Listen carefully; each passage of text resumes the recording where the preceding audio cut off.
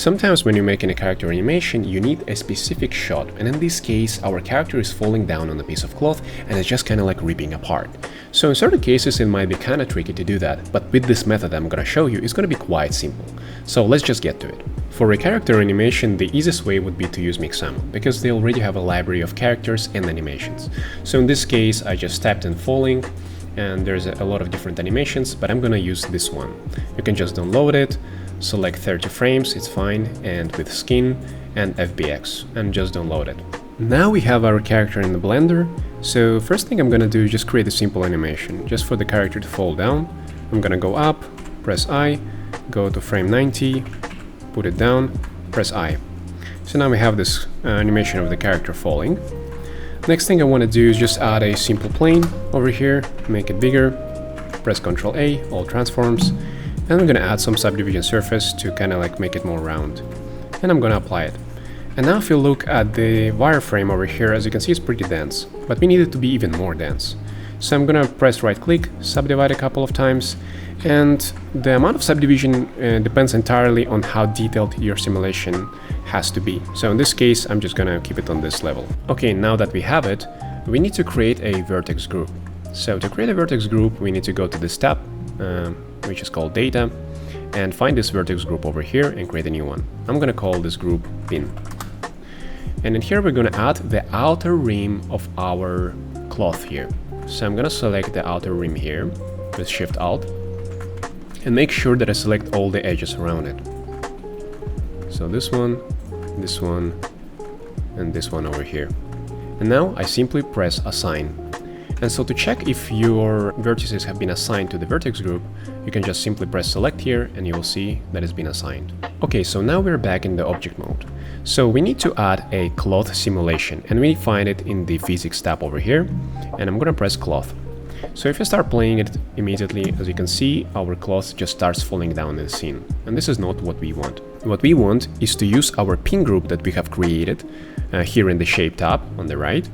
And I'm gonna add here a pin group that we have created. So now if I play it, as you can see, all these vertices that we have added into the vertex group are pinned and they are not moving, but all the other ones are getting simulated.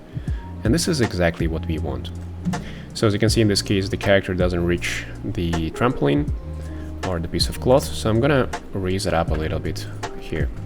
So now when the character is falling down, as you can see, he goes through the trampoline. That's good. So the next step now is to add collisions to our characters. And in this case, if you look at the mesh from the Mixamo, it consists of two different parts. And whenever you're working with a character, you will encounter all kinds of characters. They can have several different pieces of clothes.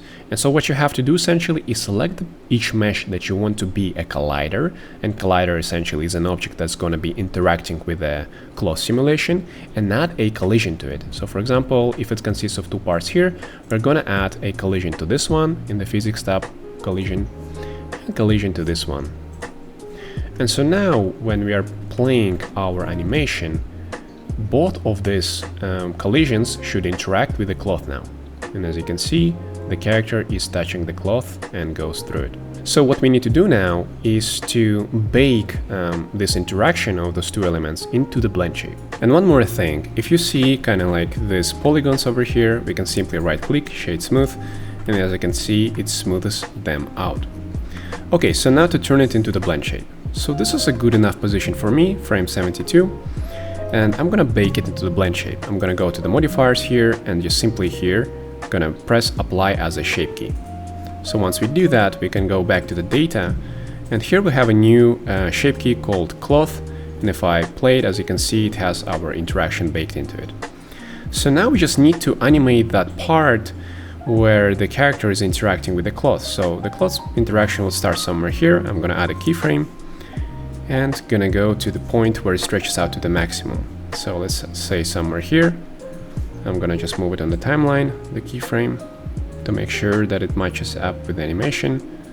So a bit further, and that looks good enough. So for example this. So now we have this Blendshape animation, and now we need to define the areas that are gonna be ripped apart. To do that, we're gonna go back to the data and select the bases here, and go into the tab mode. And as you can see, I already cut the areas that I want to be cut. and if I press V here, they are cut off. But you can do so by simply going with a knife over the vertices and then pressing Enter and then pressing V. In certain cases, it says cannot reap faces.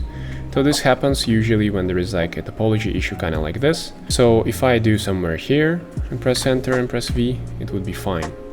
But once it starts kind of like splitting the polygons apart and it doesn't make sense anymore, it cannot reap faces. So be careful with that. So once we do that, we need to now add the cloth simulation again. So we're going to go back to the physics, add cloth, and we need to essentially pin our group again, go to the beginning, and now we need to say where exactly we want the cloth to start simulating. So in this case, I moved my animation a little bit further on the frame 88. So I'm going to say to start on the frame 88. So I'm going to press here, 88, and up to 100. So now we're going to bake it. So let's wait for the bake. And once it's baked, we can view our animation. And as you can see, we have it ripped apart up to the frame 100. And obviously we can increase the range and you can adjust however you want. But this is the simplest method to create a cloth rip in Blender.